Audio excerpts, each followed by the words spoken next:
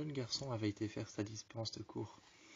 Il avait été faire sa dispense de cours et avait été voir la prof. Quand il a fait sa dispense, il s'est assis. Il a pris le papier que la prof lui a rendu, s'est assis à la table. Je l'ai regardé et j'ai regardé sa dégaine. J'ai regardé ses vêtements, ce qu'il portait. Il avait des chaussures rouges, des baskets avec des semelles brunes. Il avait des baskets avec des semelles brunes, des chaussures rouges, rouge intense, rouge électrique. Il portait des chaussures rouges électriques, rouges pétantes. Je les ai regardées et j'ai monté le regard de plus en plus. Il avait un jeans noir gris.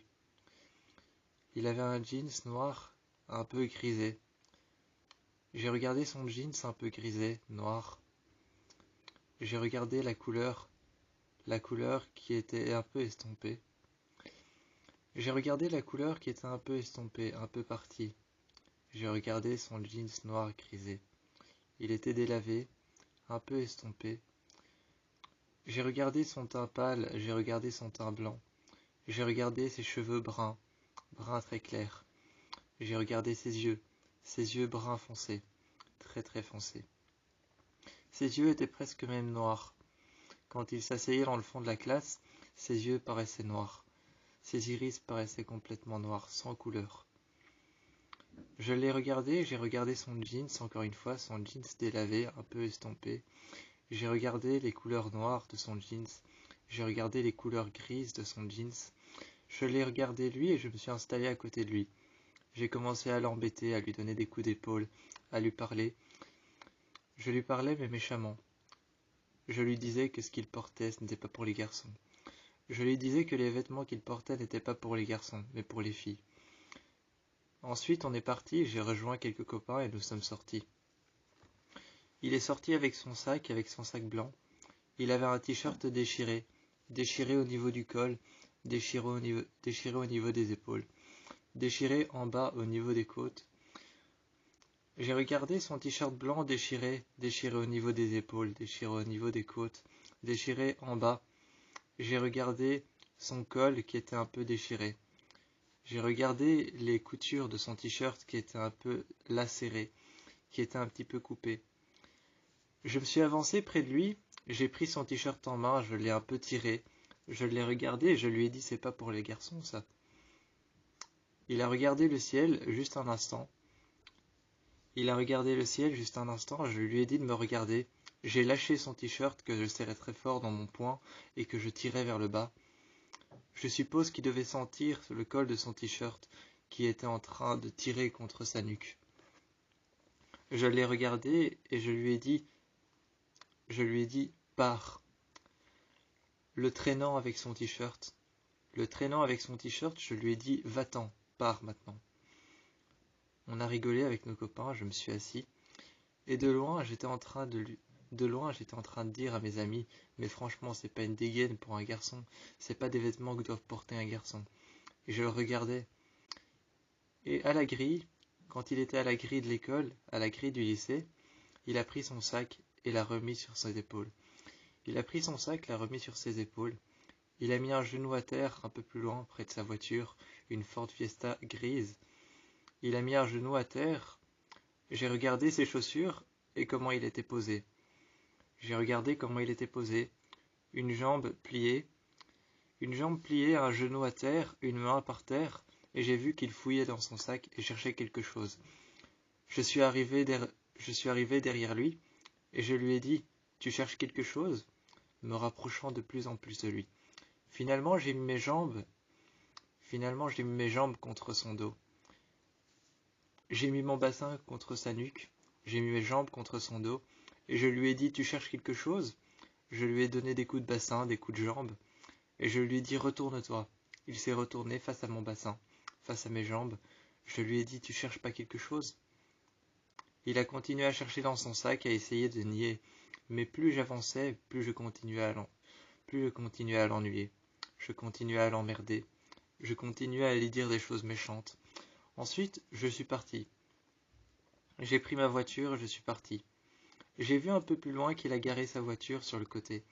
Il a pris un VTT sur le côté. Un VTT noir. Il est parti avec son vélo tout-terrain.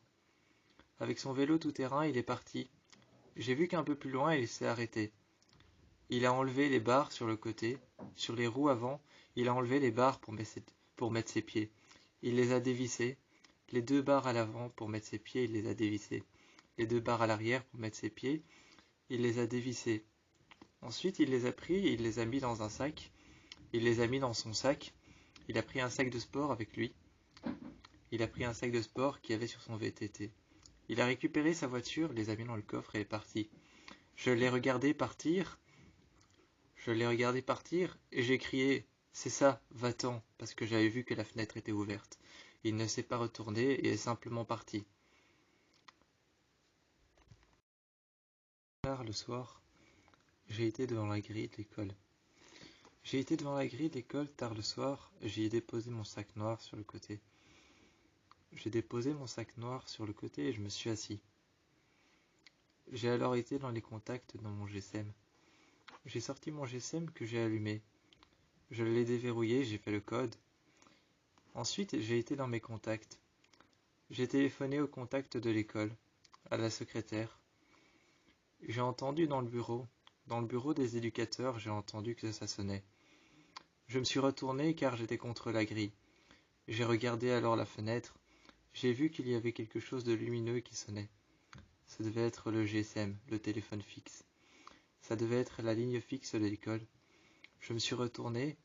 Finalement, je me suis levé en m'accrochant à la grille. Mon téléphone à l'oreille, j'ai attendu. J'entendais que ça sonnait, et finalement, j'ai entendu qu'on a décroché. J'ai entendu quelqu'un me parler, une jeune femme. Cette jeune femme m'a demandé pourquoi est-ce que je téléphonais si tard. Je lui ai demandé je lui ai dit j'ai besoin d'un renseignement. Elle s'est assise et je l'ai vue. Je l'ai vue dans la salle des éducateurs s'asseoir, croiser les jambes et les mettre sur la table, le téléphone à la main, comme moi. Elle m'a demandé quel genre de renseignements, des dossiers qu'elle tenait déjà en main, des pages qu'elle tenait déjà en main et qu'elle feuilletait. Elle m'a dit quel genre de renseignements. Je l'ai regardée et je n'ai rien dit. Un moment, elle a regardé par la fenêtre et elle a simplement dit « Vous êtes où ?» Elle a dit « Vous êtes où ?» posant sa main sur la fenêtre, déposant ses papiers sur le côté. Je n'ai rien dit, j'ai respiré. Et elle m'a demandé si j'étais toujours là. J'ai répondu que oui, et je lui ai dit un numéro de téléphone. Elle est partie, s'est levée. J'ai vu qu'elle s'est levée et qu'elle est partie, et elle a dit quel genre de numéro de téléphone. Elle m'a dit celui d'un élève, celui d'un éducateur, celui d'un prof, celui de quelqu'un qui fait partie du personnel de l'école. J'ai répondu celui d'un élève. Elle m'a demandé lequel, et je lui ai dit je ne sais pas. Je ne sais pas lequel. Elle m'a dit que ça allait être difficile. Je lui ai alors dit que je pouvais lui faire la description de l'élève. Elle a déposé le téléphone fixe, l'a mis sur haut-parleur et a dit « Vas-y, faites-moi la description. Ça ne va m'aider en rien, mais peut-être que ça m'avancera. » Je lui ai fait la description. Je lui ai dit plutôt 1m80, 1m70, quelque chose comme ça. Les cheveux bruns très clairs, un sac blanc. La dernière fois que je l'ai vu, il portait un jeans noir un peu gris. Je l'ai vu avec un t-shirt blanc déchiré au niveau des épaules, un peu partout sur son corps, sur ses côtes. Il est souvent triste et souvent seul. Elle a allumé son PC et a dit « Je vois de qui vous parlez ». Elle m'a donné un numéro de téléphone, commençant par le numéro 35. Commençant par le numéro 35, se terminant par les chiffres 1110. J'ai noté le numéro de téléphone, je lui ai dit merci, j'ai raccroché. J'ai rangé mon GSM et j'ai appelé ce numéro. J'ai entendu une voix très faible me répondre, la voix d'un garçon. J'ai entendu une voix très faible me répondre. Ce n'était pas une voix faible, mais une voix douce. J'ai entendu une voix douce me répondre, la voix d'un garçon.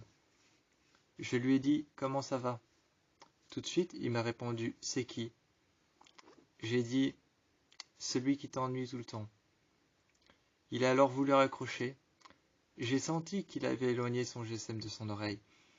J'ai senti qu'il avait éloigné son GSM dans son oreille parce que sa voix se faisait moins présente et devenait de plus en plus faible et de plus en plus inaudible. Sa voix devenait de plus en plus inaudible, j'arrivais presque plus à l'entendre. J'ai vu qu'il avait son GSM en main, mais qu'il l'éloignait de lui. Il l'éloignait de lui, au final, j'ai senti qu'il l'a posé sur son sac. J'ai su qu'il l'a posé sur son sac parce que j'ai entendu le bruit. J'ai entendu le bruit du haut-parleur de son GSM se poser contre le tissu de son sac. Son sac était sûrement ouvert ou alors fermé, posé par terre devant lui. Il m'a demandé alors « Qu'est-ce que tu veux ?» J'ai entendu qu'il y avait un cri dans sa voix, un cri de douleur. Il y avait un cri de douleur, un cri de tristesse dans sa voix.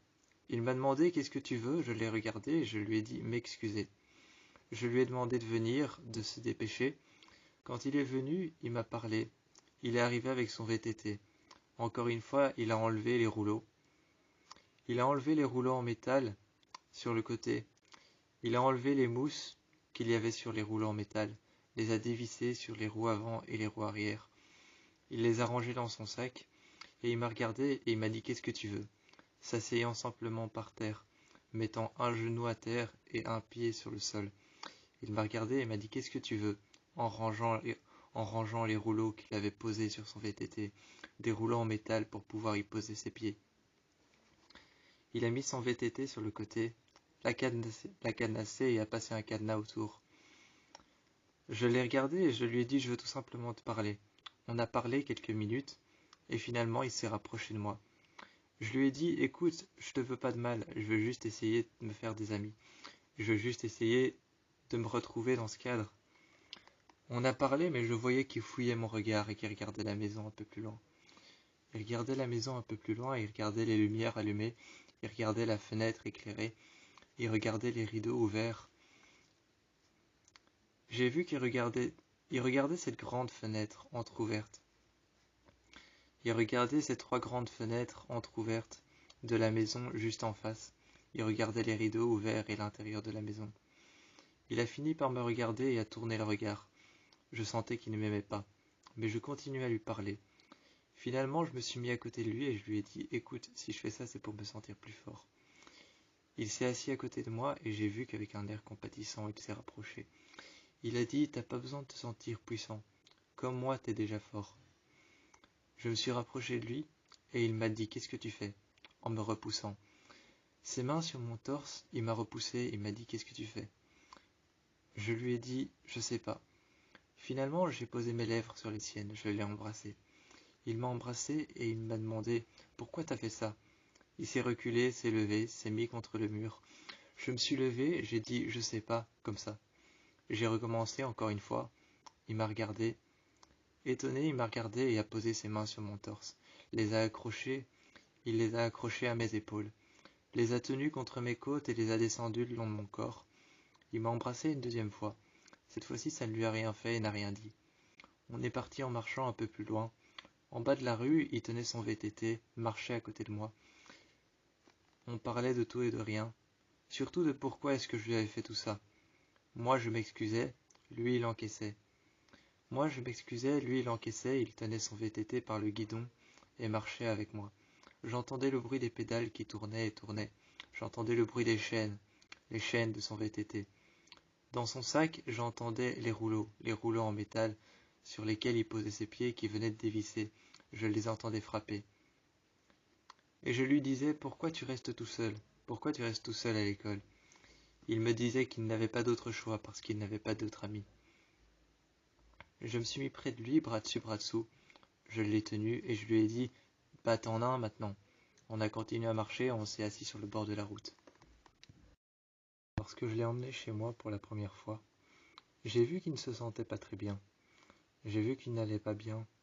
Il regardait autour de lui comme s'il était perdu au milieu de la cour de récréation, comme s'il était perdu derrière l'établissement de l'école, comme s'il était perdu quelque part. Je le voyais là au milieu, près du présentoir de la cuisine, je l'observais. Il regardait, perdu. J'arrivais à voir dans ses yeux qu'il ne savait pas vraiment où il était. Quand je me suis mis à côté de lui, j'ai caché ma main dans son dos et j'ai pris la sienne. J'ai caché ma main dans son dos avec la mienne. Je l'ai serré très fort. Il s'est mis plus près de moi. Il s'est mis plus près de moi et m'a regardé. Il m'a fait un léger sourire, très léger. Je n'arrivais presque pas à voir sa bouche sourire. Il m'a regardé un peu plus, s'est avancé et a posé ses lèvres un peu près contre les miennes. Il a posé ses lèvres un peu près contre les miennes, m'a embrassé.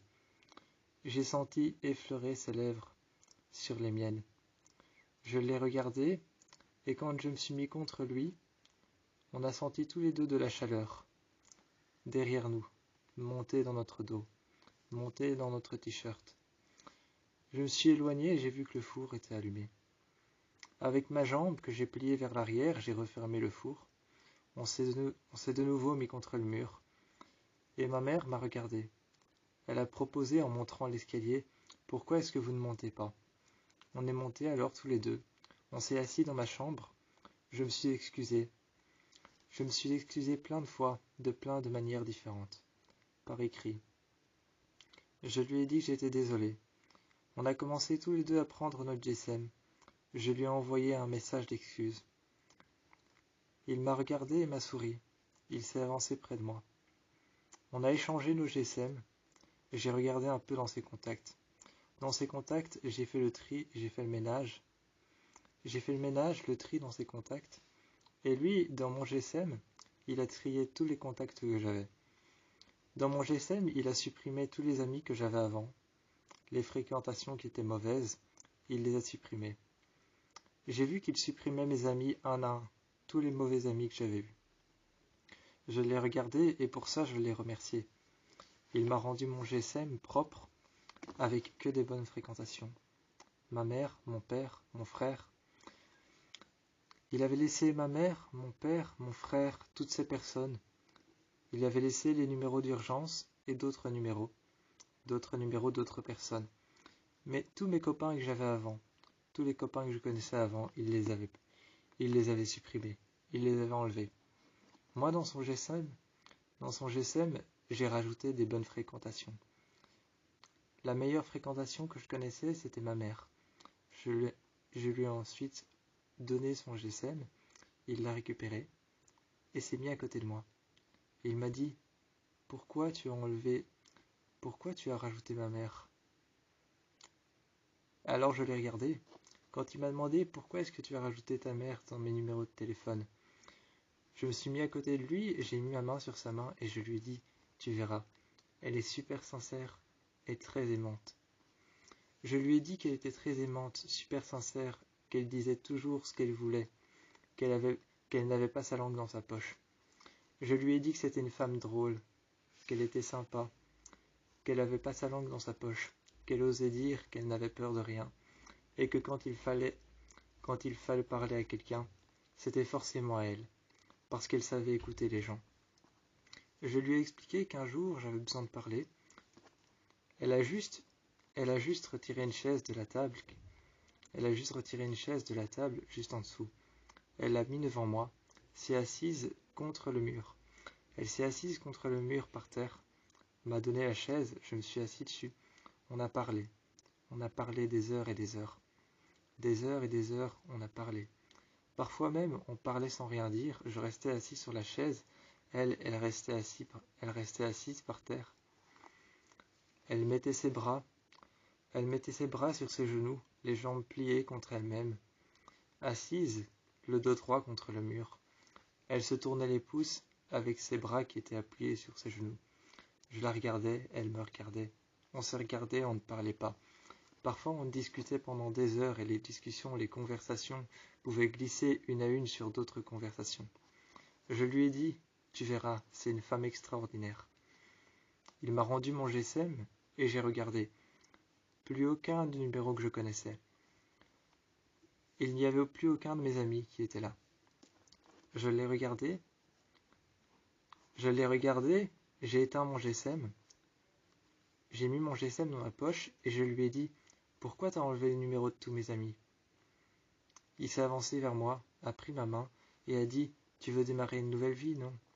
Je me suis avancé, j'ai recroisé les jambes, je me suis mis tout près de lui.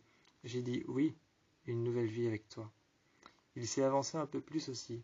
à croiser les jambes, genou contre genou, basket contre basket, pied contre pied. On s'est retrouvés l'un en face de l'autre. On avait tous les deux les jambes croisées, et nos genoux se touchaient, nos baskets, les pointes de nos baskets se touchaient. Nos pieds étaient contre le sol, croisés. On s'est regardés, on s'est tenu la main. Il m'a dit, bah tu démarres une nouvelle vie à partir de maintenant, dans ta chambre, avec moi. Et tu oublieras tous ces adolescents avec lesquels tu as passé ton temps. J'ai regardé par la fenêtre, je suis revenu vers lui et vers son regard, et il m'a dit, tu verras, tu les oublieras vite. Tu les oublieras vite avec moi. Avec le temps, ça passera. Je l'ai regardé, il s'est approché de moi et il a dit, le temps équivaut à une blessure. Il s'est rapproché de moi et a dit, le temps équivaut à une blessure. Il m'a dit qu'elle cicatrisait toujours, mais qu'il suffisait de patienter. Il fallait du temps. Je me suis assis à côté de lui et j'ai plié les jambes, le dos contre le mur. Je lui ai dit, t'es philosophe en plus. Il a haussé les épaules, a un peu penché la tête sur le côté, a souri légèrement, a souri en coin, m'a regardé et a dit, un peu. Il s'est rapproché de moi et a dit, tout ce que je sais, c'est que le temps équivaut à une blessure qui guérit, une cicatrice. Un jour, elle va cicatriser, mais il faut du temps. Et de la patience. Il faut de la patience pour que le temps s'écoule, et il faut du temps pour que ça cicatrise. Mais tu verras, ça cicatrisera. Et il m'a pris bras dessus, bras dessous, m'a tenu contre lui. Ensuite, il m'a dit, maintenant tu démarres une nouvelle vie. J'ai démarré une nouvelle vie avec lui. Il m'a embrassé. Je l'ai embrassé, je lui ai dit merci. J'ai éteint mon GSM. J'ai rentré son numéro à l'intérieur. On a pris un selfie à deux. J'ai mis l'image. J'ai mis l'image au-dessus de son numéro. J'ai mis le selfie qu'on a pris à deux. J'ai pris une photo de lui et j'ai mis l'image au-dessus de son numéro de téléphone. Je l'avais enregistré. J'ai mis la photo que j'avais prise de lui, que je trouvais chouette et amusante. Il a pris une photo de moi qu'il a mis au-dessus de mon numéro de GSM qu'il avait enregistré. Ensuite, on est resté dans la chambre. Il s'est endormi et le soir même, je me suis couché juste en face de lui. Il s'était endormi dans mon lit, couché sur le flanc droit, contre le mur, face à la fenêtre. Je me suis mis dos à la fenêtre, face à lui, et je me suis endormi sur le flanc gauche. Je l'ai regardé. Je frottais légèrement ses cheveux. Légèrement, je frottais ses cheveux.